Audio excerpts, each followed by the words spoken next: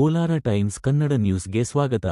ಬಂಗಾರಪೇಟೆಯಲ್ಲಿ ಕಾಂಗ್ರೆಸ್ ಕಾರ್ಯಕರ್ತರು ಪತ್ರಿಕಾಗೋಷ್ಠಿ ನಡೆಸಿದರು. ಪಟ್ಟಣದ ಗಂಗಮ್ಮನಪಾಳ್ಯ ರಸ್ತೆ ಅಗಲೀಕರಣ ಮತ್ತು ಒತ್ತುವರಿ ತೆರವು ವಿಚಾರವಾಗಿ ಮಾಜಿ ಸಂಸದ ಮುನಿಸ್ವಾಮಿ ಹಾಗೂ ಶಾಸಕ ಎಸ್.ಎನ್. ನಾರಾಯಣಸ್ವಾಮಿ ಬೆಂಬಲಿಗರ ನಡುವೆ ವಾಗ್ವಾದ ಮುಂದುವರೆದಿದೆ.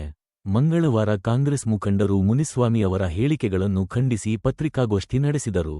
ಪುರಸಭೆ ಮಾಜಿ ಅಧ್ಯಕ್ಷ ಅಣ್ಣಾದೊರೈ ಅವರು ಮಾಜಿ ಸಂಸದರು ಮುಸ್ಲಿಮರ ಮತಗಳನ್ನು ಗುರಿಯಾಗಿಟ್ಟುಕೊಂಡು ಗೊಂದಲ ಸೃಷ್ಟಿಸುತ್ತಿದ್ದಾರೆ ಎಂದು ಆರೋಪಿಸಿದರು.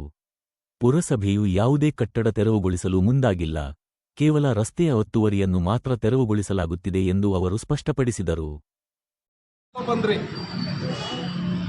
2 ವರ್ಷ ಸ್ವಂತ ಮಾಡ್ಕೊಂಡಿದ್ರಿ, ಯಾವುದೇ ಸಾರ್ವಜನಿಕರ ಕೆಲಸಗಳಾಗೋದಕ್ಕೆ ಬಿಟ್ಟಿಲ್ಲ. ಅವ್ರನ್ನ ನೀವು ಸ್ವಂತ ಮನೆ ಮಾಡಿಕೊಂಡು ಎಲ್ಲೆಲ್ಲಿ ಬೋಗಸ್ ದಾಖಲೆಗಳು ಸೃಷ್ಟಿ ಮಾಡಬೇಕು, ಎಲ್ಲೆಲ್ಲಿ ಗೋಮಾಳಗಳಿದೆ, ಇದನ್ನೆಲ್ಲ ಹುಡುಕಿ ಬೋಗಸ್ ದಾಖಲೆಗಳನ್ನು ಸೃಷ್ಟಿ ಮಾಡಿ ಜಮೀನುಗಳು ಮಾಡಿಕೊಂಡ್ರಿ.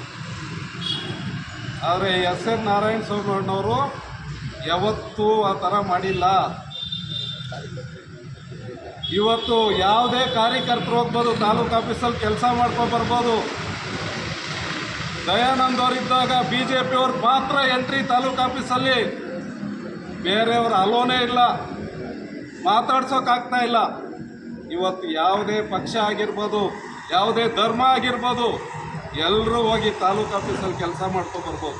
ಅದು ಎಸ್.ಎನ್. ನಾರಾಯಣಸ್ವಾಮಿಯವರ ಕಾರ್ಯವೈಖರಿ.